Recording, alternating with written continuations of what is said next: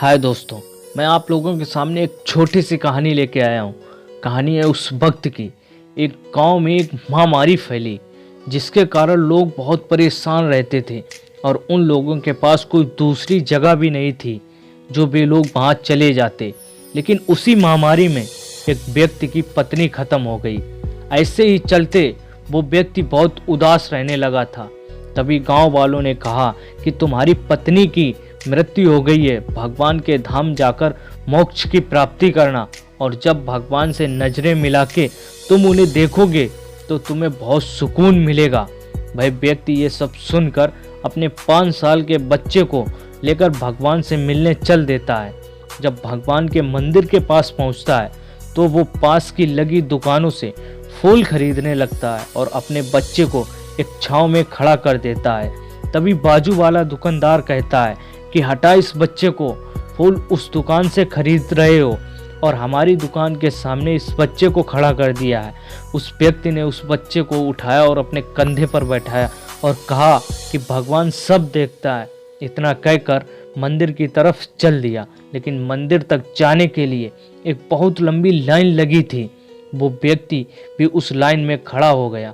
जब लाइन धीरे धीरे आगे बढ़ रही थी और कड़ाके की धूप भी पड़ रही थी और उस बच्चे को भूख भी लग रही थी, और तभी एकदम से लाइन चलना बंद हो गई। जब लोगों के द्वारा पता लगा कि कोई बहुत बड़े बिजनेसमैन आए हुए हैं, जब तक वो पूजा नहीं कर लेंगे तब तक लाइन आगे नहीं बढ़ेगी, और साथ में ये भी पता लगा था कि 150 लाख रुपए का 56 भोग का प्रसाद भी लाए हैं। और ये सब वो लड़का एक बड़ी सी पर्दा में सब देख रहा था। तभी उसके पास उसके पिता ने कहा कि बेटा सो जाओ, सपने में यही ही भोजन तुम्हें खाने को मिलेगा। तभी एकदम से तेजी से लाइन चलने लगी और उधर से पुजारी भी कह रहे थे कि जल्दी जल्दी चलते रहो, भगवान से नजरें मिलाना तो दूर, भगवान की सूरत तक भी उसे नसीब नहीं हुई। तभी भीड़ में से उसके कान में एक आवाज़ आई कि आप अपने गांव में चले जाओ, मैं आपको आपके गांव में ही मिलने आ रहा हूं। उस व्यक्ति ने ये बात सुनकर सोचने लगा कि ये आवाज़ भगवान की थी या मेरा भ्रम था। लेकिन वो व्यक्ति अपने गांव चला गया।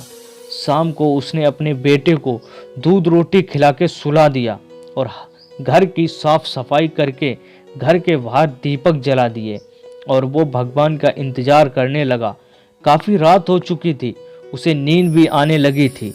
तभी किसी ने दरवाजे की कुंडी को खटखटाया और वो व्यक्ति गया और दरवाजे को खोल दिया और उसने देखा कि दरवाजे पर एक बूढ़ा सा आदमी हाथ में लकड़ी लिए और फटे पुराने कपड़े पहने हुए खड़े थे, लेकिन चेहरे पर एकदम चंद्रमा जैसा तेज था। उस व्यक्ति ने कुछ सोचा न समझा और कहा भगवान। उस बूढ़े व्यक्ति ने कहा हाँ, मैं भगवान हूँ, तुमने सही पहचाना। तुम अपने मन में कहीं धारणाएं रखते हो, तुम्हारा भगवान तुम्हारी ही तरह रहता है, तुम्हारी ही तरह पहनता है।